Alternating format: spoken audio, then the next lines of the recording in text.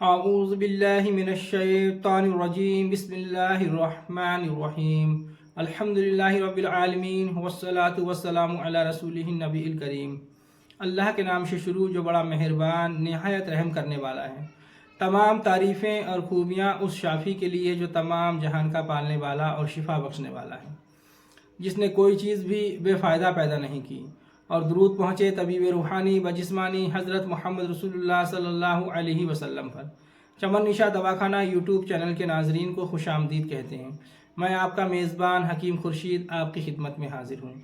आज का जो हमारा मौजू है वो है रसूली या जिस्म के अंदर गांठ का हो जाना। तो देखिए, गांठ की जो अलामात है वो अलग है और रसूली की जो अलामात है वो अलग है। रसूली और गांठ जो है वो शरीर के जिस्म के किसी भी हिस्से में हो सकती है। रसूली जो है दिमाग में भी पैदा हो जाती है और रहम के अंदर भी पैदा हो जाती है, और जिस्म के किसी भी हिस्से में जो है रसूली और गांठ हो सकती है। अच्छा, रसूली और गांठ जो है दोनों में फ़र्क है। हालांकि गांठ दोनों ही हैं, लेकिन रसूली का एक अलग अलामात है और गांठ की जो अलामात है वो अलग है। वो अलामात ये है कि देखिए, जो गांठ होती है वो इधर उधर नहीं हो सकती। उसको आप अगर आप हाथ से पकड़ के इधर उधर करना चाहें तो वो इधर उधर नहीं होती है, और वहीं पर ही एक जगह पर वो कायम रहती है, और जो है दबाने से वो दबती भी नहीं है, ज़्यादा टाइट होती है वो। तो ये जो अलामात है ये गांठ की अलामात है। और जो रसूली की अलामात हैं वो ये है कि आप उसको अगर दबाएंगे तो वो आसानी से दब भी जाएगी, और हिलाने से इधर उधर भी वो हो जाती है। वो एक मकामात पर नहीं रहती। उसको आप हाथ से इधर करें तो वो हो जाएगी। रसूली के अंदर दर्द कभी नहीं होता है, लेकिन जो गांठ होती है उसमें दर्द अगर जब शुरू हो जाता है तो फिर वो ख़तरे की निशानी है, समझ लो। गांठ में दर्द होना जो है वो अच्छी अलामात नहीं है। अच्छा, बाकी जो है गांठ कोई ऐसी चीज़ नहीं है कि इंसान ना समझ पाए। देखिए, किसी भी मकाम में उभार हो जाता है। जब गांठ इंसान की होती है तो किसी भी मकाम में जो है वो उभार हो जाता है। उसे टटोलने से गोली की तरह जो है वो गुठली मालूम होती है। रसूलियाँ ज्वार के दाने से लेकर तरबूज जितनी हो सकती हैं। यानी कि अगर ज्वार का दाना छोटी से छोटी और तरबूज इतनी बड़ी भी हो सकती हैं रसूलियाँ। अगर रसूली आपके एक हो तो इसका हजम बहुत बढ़ जाया करता है। अगर आपके एक गांठ एक रसूली है तो उसका जो है हजम बहुत बढ़ जाता है, वो ज़्यादा बड़ी हो जाती है। वरना ज़्यादा तादाद में रसूलियाँ बेरी के बेर से भी छोटी, सैकड़ों की तादाद में भी जो हैं वो बाज़ मरीज़ों में पाई जाती हैं। दिमाग में अगर रसूली हो जाए तो इसका दबाव दिमाग पर पड़कर मरीज़ को जो है वो मफलूज कर सकता है या उसे बेहोश कर सकता है। इस बेहोशी की वजह से अक्सर मरीज़ जो है इस दुनिया फ़ानी से रुखसत भी हो जाते हैं। जब मरीज़ के दिमाग में अगर रसूली हो और उसकी वजह से अगर मरीज़ जो है वो बेहोश हो जाए तो उसकी जान ख़तरे में है। दिमाग की रसूली जो है ये बहुत ख़तरनाक होती है। दिमाग की रसूली का ऑपरेशन जो है बहुत ही ज़्यादा ख़तरनाक होता है, उससे इंसान की जान भी जा सकती है।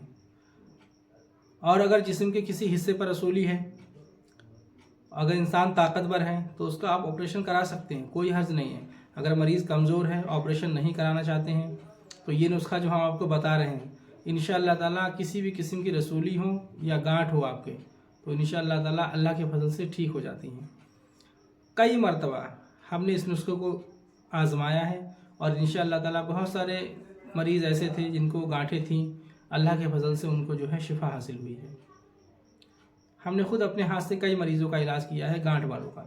तो ये दवा वो है जो हम खुद अपने दवाखाने में चलाते हैं। अगर किसी शख्स के कहीं भी गांठ हो जिस्म के अंदर, चाहे दिमाग में रसूली हो या पेट के अंदर गांठ हो या ख़वातीन के जो है रहम के अंदर गांठ हो, तो इंशाअल्लाह ताला आप इस नुस्खे को इस्तेमाल कीजिए। अल्लाह के फजल से चंद दिनों के अंदर, अगर छोटी गांठ है तो 1 महीना, और अगर बड़ी गांठ है तो 2 से 3 महीना भी दवा इस्तेमाल करनी पड़ेगी।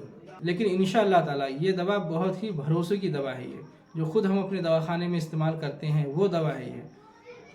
बस अल्लाह की मखलूक की खिदमत के लिए जो है हम इसको आप तक पहुंचा रहे हैं। तो नुस्खा क्या है? नुस्खा आप जो है वो नोट फरमा लीजिए। आपने लेना है अजवाइन 80 ग्राम, तेज़पात 80 ग्राम, सुर्ख राई 80 ग्राम, गंधा कामला सार 240 ग्राम, एक तो आपने जो है ये नुस्खा तैयार करना है, इसको कूट पीस कर इसका आप सफ़ू बना लीजिए, यानी कि पाउडर बना लें। एक तो आपने ये नुस्खा बनाना है, और इसके साथ ही एक नुस्खा आपने और बनाना है। वो ये है कि आपने लेना है गंधक आंवला सार 150 ग्राम, और अजवाइन 150 ग्राम, और सफ़ेद नमक 100 ग्राम। सफ़ेद नमक यानी कि वही नमक जो हम अपने घर में इस्तेमाल करते हैं। तो ये जो है दवा आपने अलग बनानी है, ये दवा आपने अलग पीसनी है, और वो जो मैंने नुस्खा पहले बताया है वो नुस्खा आपने अलग पीसना है। इन दोनों को अलग अलग पीस कर और जो है बराबर से जो है, यानी कि दोनों दवाओं में से आपने जो है बराबर से ले लेनी है।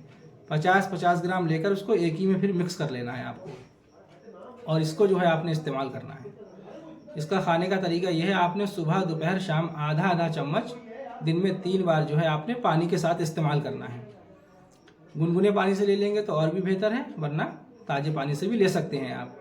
और उसके साथ ही आपने एक मरहम जो है लेना है, वो तैयार शुदा आपको जो है बाज़ार से मिल जाएगा। हमदर्द कंपनी का वो मरहम है, उसका नाम है मरहम जदवार।